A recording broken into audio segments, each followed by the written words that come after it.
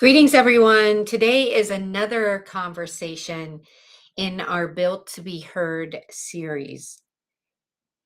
I believe there are extraordinary people doing extraordinary things who remain unseen, unheard, and quite frankly, underrecognized.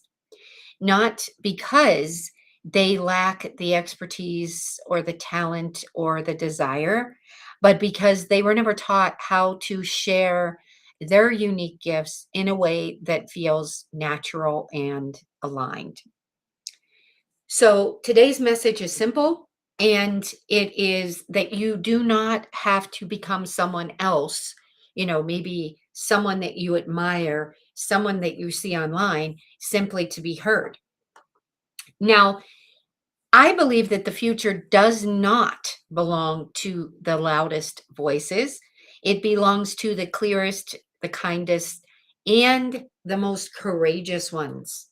The ones that can actually step forward with the confidence to say, hey, I have something that I can help you with.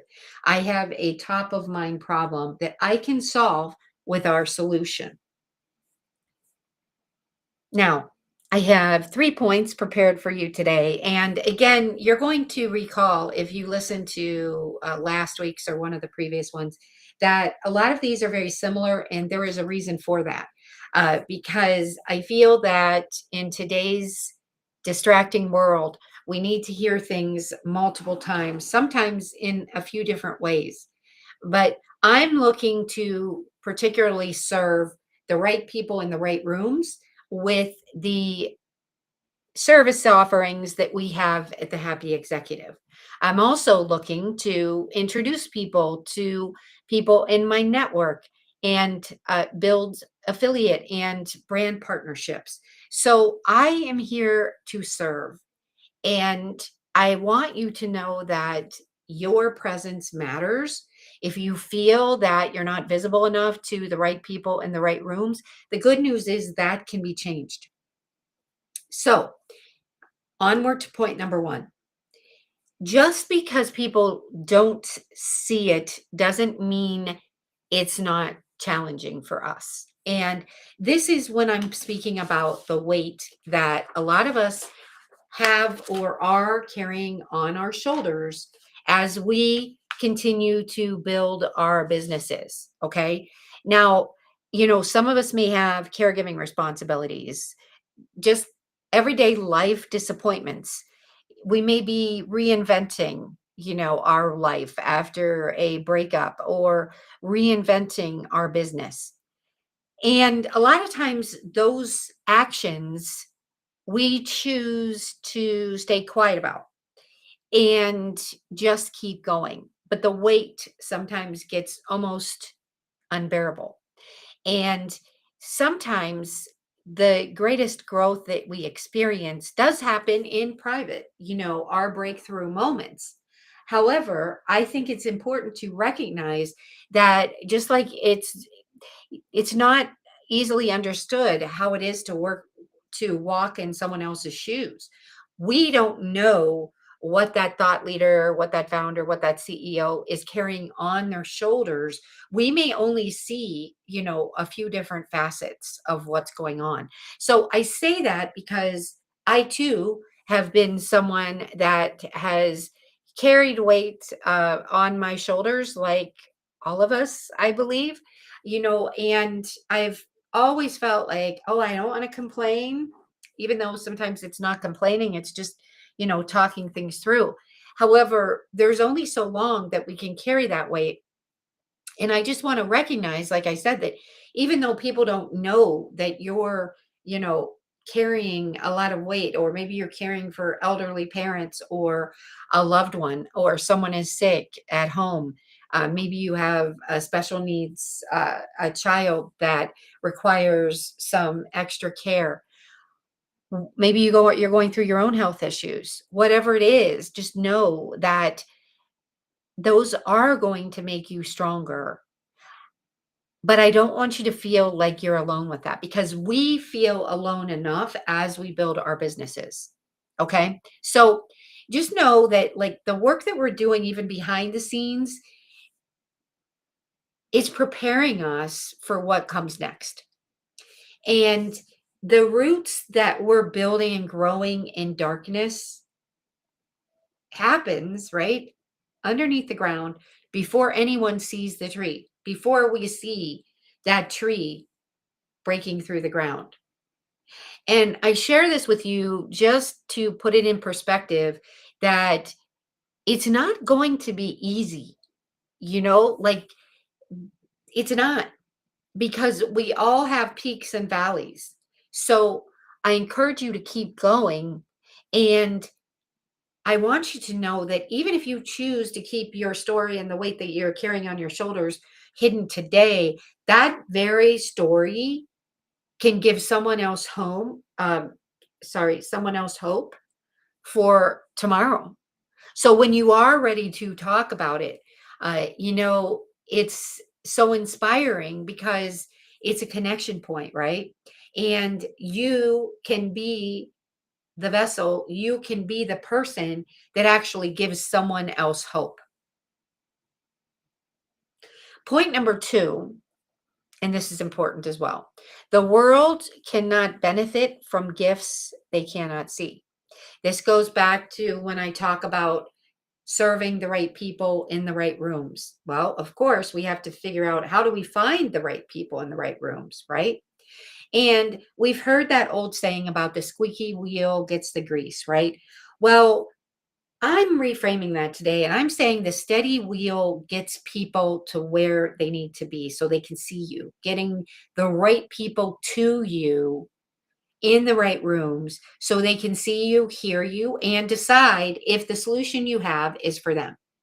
Now, I have to say that since 2014, we have helped so many founders and CEOs to get from where they are or where they were to where they wanted to be. And many of them, including myself, when I first started my career with AT&T, I was really under the belief that if I worked hard, someone would notice. And it didn't take me very long to learn that it's not the case. You have to be your own advocate. When I was at AT&T, they taught us to do and provide input for our own performance appraisals. I had a hard time understanding that at first because I was right out of college and I was believing, because, this is what I heard in college and growing up. If you work hard, good things will happen. Pete, you will be rewarded for your hard work. Well, AT&T taught me that I needed to keep track of my own accomplishments, my own achievements, document the successes, and share those with my next level up so that they could put everything in the appropriate appraisal format. Well, once that all clicked, I was like, this is genius on their part, because they don't have people following us around documenting every success. They don't have people documenting, oh, this client sent you an unsolicited testimonial. That's up to us to keep track of. So I'm speaking to people, no matter what stage of career you're in at this, regarding this point, but it really is up to you to be your own advocate. Whether you are self-employed, building your own business or your side gig, or you're working in a W-2 position, it is up to you to be your own advocate and document your successes. And excuse me, what AT&T taught me was we needed to have an accomplishment file. And they encouraged us to call it that a girl or that a boy, whatever you can call, whatever you want to call it, right? I had a that a girl file. And I would drop in, because this was before social media, I would drop in letters, notes that clients sent me and colleagues and things like that. And of course, I would also drop in my sales results and all the data so that when it was time for the performance appraisal, it was not a big, process with data collection. So I'm very grateful to AT&T that they helped me figure that out. And it's still very important. Like I said, no matter what stage of your career you're in, you should be doing that, because even if it's just you patting yourself on your shoulders and giving yourself a bonus, that is important and that matters. Okay. So know that visibility is really about serving. It is not that you have a big ego. Okay. If your experiences and your wisdom and your expertise can help someone, then those experiences and your wisdom and your expertise, they should and deserve to be shared. Your story may become someone else's permission to take the next step. That gives me the chills when I think of that. And your encouragement may arrive at exactly the right moment for that person that you may not even know yet, or you may be nurturing the relationship, or perhaps someone on your team is getting to know them. But you may not know that this person is listening to you and has been following you. I mean, obviously, we should thank our followers, okay? But you may not be fully aware of how long this person has been following you. As I've developed relationships on LinkedIn, what I found was particularly interesting was when I would end up speaking with someone on a Zoom call or they became a client, many of them were able to tell me the post that made an impact on them and that either encouraged them to hit the follow button or to DM me and say hello. I love to learn more about what you're doing, or I'd love to know how I could get involved.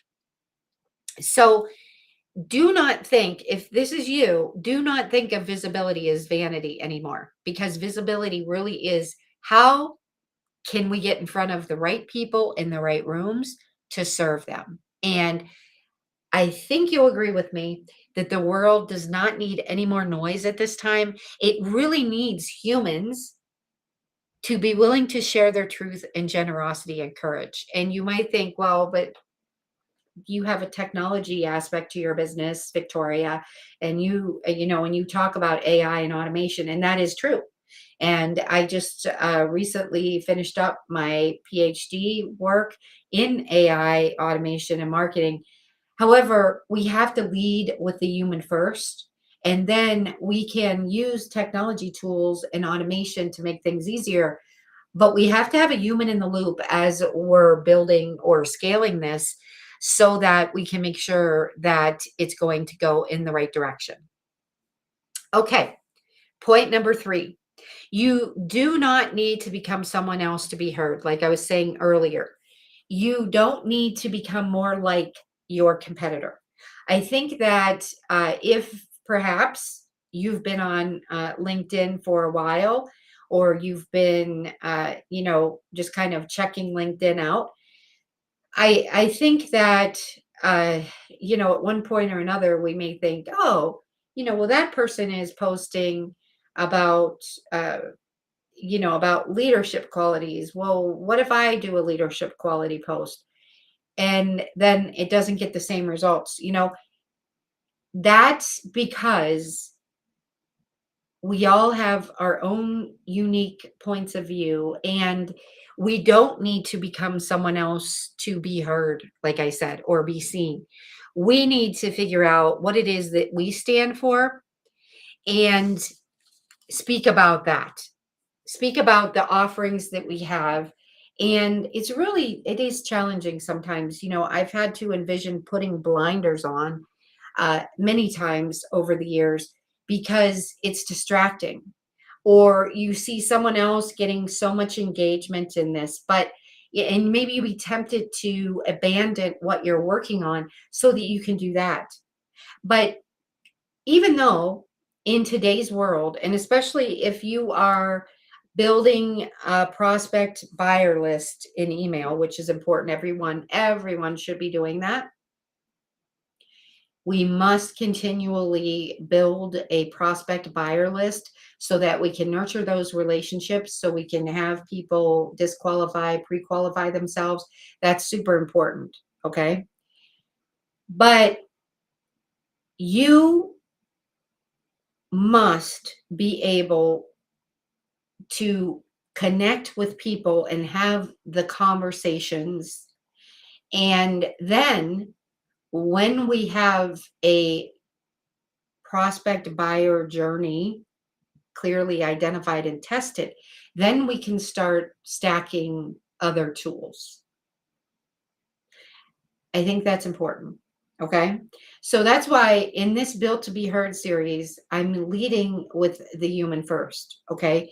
Because I believe that that is going to get us where we need to be and allow us to be in more of a stable position. Not to say that it never changes, but more in a stable position instead of trying to use all these tools that sometimes can actually cause constraints within our businesses departments and cause our sales and our performance in general and profitability to go down. Okay, so just know that you are fine how you are. It may just be a positioning thing, it may just be a messaging thing that needs to be adjusted. And remember that if you are able to clearly identify how your people in the right rooms receive you, then this saying, I think, will connect to you. That, you know, still waters run deep. Okay. So that to me means that depth matters. So if we're able to identify a lane that we can help the right people in the right rooms solve their problem and go deep on that subject so that we are able to help them get from where they are to where they want to be, then that could very easily be the definition of your success. Okay. And what I'm saying is, you know, we as leaders really need to embody what we're teaching. And, you know, with the discernment and with the wisdom. Okay. This is not about, oh, well, Susie did well on this topic. Maybe I should try that, because we need to go into a topic that we know we can solve the right people in the right rooms. We can solve their top of mind problems. However, we need to make sure that we go deep in that and that we're not zigzagging through things, because then we're not going to be able to help our people get the outcomes that they want. So it's really not about competing for attention, trying to get one viral post after another, because, you know, if you don't have the strategy together for that, you can attract a lot of people that would not be right for your company. You know, it's just not a good match. They're not looking maybe for the problem that you're solving. And so remember that the goal is not, you know, necessarily to become louder. Like, it's more that, you know, the goal is to become more of yourself, so that without a doubt, the right people in the right rooms know that you are the go-to person for this particular top of mind problem. And if I could tell you and recommend one competitive advantage, it would be that still waters run deep. So once you are able to identify that top of mind problem that you solve, stay there and try to figure out every aspect, every different dimension that you can uncover and solve, so that as you go deeper, because obviously the more clients that we work with, we learn from our clients just like our clients learn from us. And we may be able to learn to say it in a little different way. Super important that we know that we need to speak our clients' language. That was another thing that I learned when I was at AT&T. And, I was right out of college. So what I would try to do was figure out and learn, and I'd ask questions about, what hobbies, what did they like to do? What did my prospects I'm talking about, what did they like to do in their off hours? Uh, and one gentleman that worked for a university, he loved to do woodworking. And so those were the analogies that I used as we moved through the sales process, so that I knew which companies he told me which companies he was looking at besides AT&T. So I was able to do some research, actually went to the library at that point and figured out, different types of wood. I got a few different blocks of wood and was able to make a display so that he could clearly see why AT&T was the best choice. And that was a way that I figured out how I could speak to him in his language. Uh, you know, that may sound a little bit of extreme measures in today's world, but I was in a very competitive environment with Sprint and MCI at the time. And even though AT&T was the absolute best, I still believe AT&T is the absolute best. I always will believe that AT&T is the absolute best. It it was getting competitive. It was extremely competitive landscape because of the fact that AT&T had been around the longest. And, my gosh, then we had new people on the block, and they were getting a lot of people on price. So I had to do whatever I could to connect with the people that we were selling to. So I hope that makes sense. Now, I just want to thank you for spending a few moments with me today when you're listening to this. And if this conversation encouraged you in any way, I hope you'll join me again. And if you are a thought leader, founder, CEO, someone building a side gig, if you are looking to be interviewed, I'd love to invite you to the Built to Be Heard series. Please DM me. And just know that you were meant to be heard. And I really, really, really want you to remember that, the visibility that you are able to establish online, offline, wherever you're doing it, regardless of the platform, it will get you noticed. And the credibility that you stack and the proof that you stack, that will get people to choose you over someone else. But we still have to build the relationships to really know if we can help these people, right? And then, of course, the outcomes and the results that your company is able to provide, you or your company is able to provide for those clients, they will remember you. And when I was going back and talking about the fact that you have the power to be someone's hope, you have the power to solve that problem for that right person, that matters. So just remember that in today's noisy world, you were built to be heard. Thank you. Look forward to seeing you next time.